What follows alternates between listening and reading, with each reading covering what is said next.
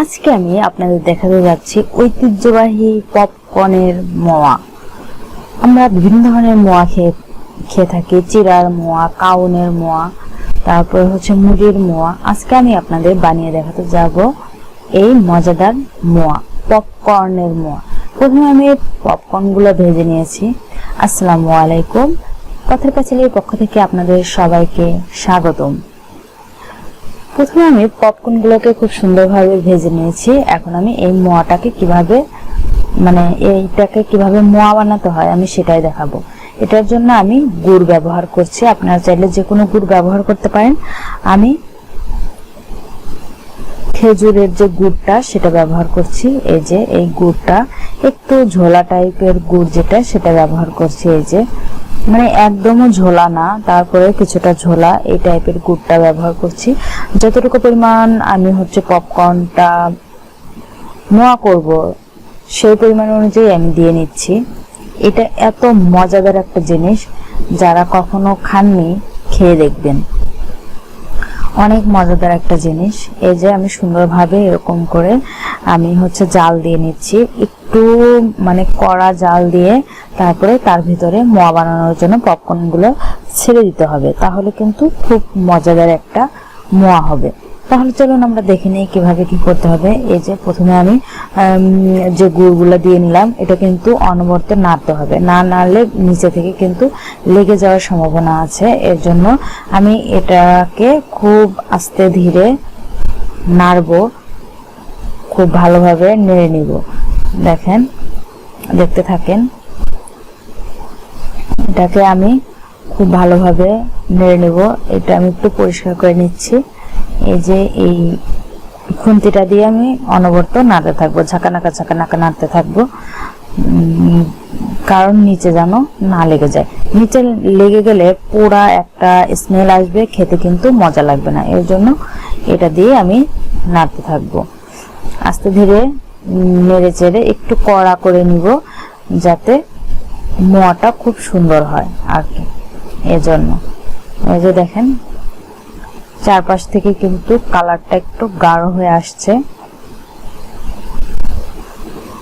গাঢ় হয়ে আসলে তারপরে একটা সময় আপনি বুঝতে পারবেন গুড়টা একটু আঠা আঠা হয়ে গেছে। এই যে আমি একটু তেজপাতা দিয়ে দিলাম ভিতরে, যাতে একটু ফ্লেভার আসে, এর জন্য আর কি। চাইলে আপনারা এখানে বিভিন্ন ধরনের মশলা ইউজ করতে পারেন, এলাচ, সাদা এলাচটা ব্যবহার করতে পারেন, আর কিন্তু মজা হবে আর কি। যাই হোক, এই যে আমি দিয়ে দিলাম, কিন্তু দেখেন গুড়টা কিন্তু মোটামুটি পাকা হয়ে গেছে। দেখেন এই যে ঘন হয়ে আসছে। এই যে দেখেন, এই যে ঘন হয়ে আসছে।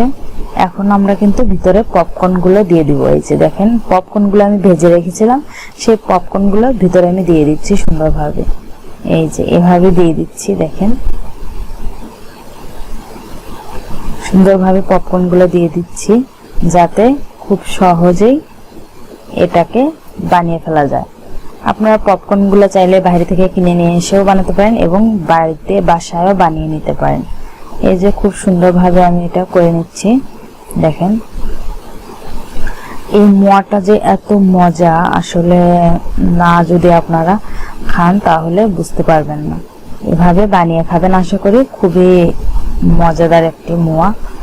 এই যে খুব ভালোভাবে নেড়ে চেড়ে নিতে হবে, নেড়ে চেড়ে খুব সুন্দর করে গুড়টাকে মিশিয়ে নিতে হবে। এই যে একটু আরো কিছু পপকর্ন দিতে হবে, গুড়টা একটু বেশি হয়ে গেছে। এই জন্য আমি একটু ভালোভাবে মিক্সার করে তারপরে আরো কিছু এখানে পপকর্ন দিয়ে দিচ্ছি,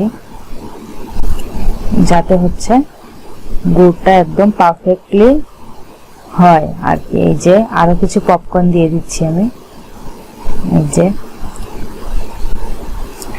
এখন খুব ভালোভাবে নেড়ে চেড়ে মিশিয়ে নিলে হয়ে গেল মজাদার পপকর্নের মোয়া।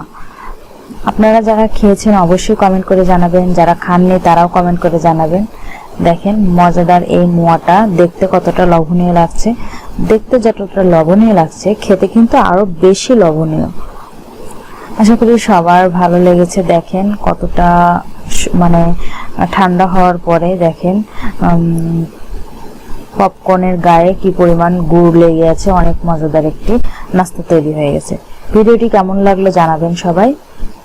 লাইক, কমেন্ট এবং শেয়ার করে পাশে থাকবেন। ধন্যবাদ।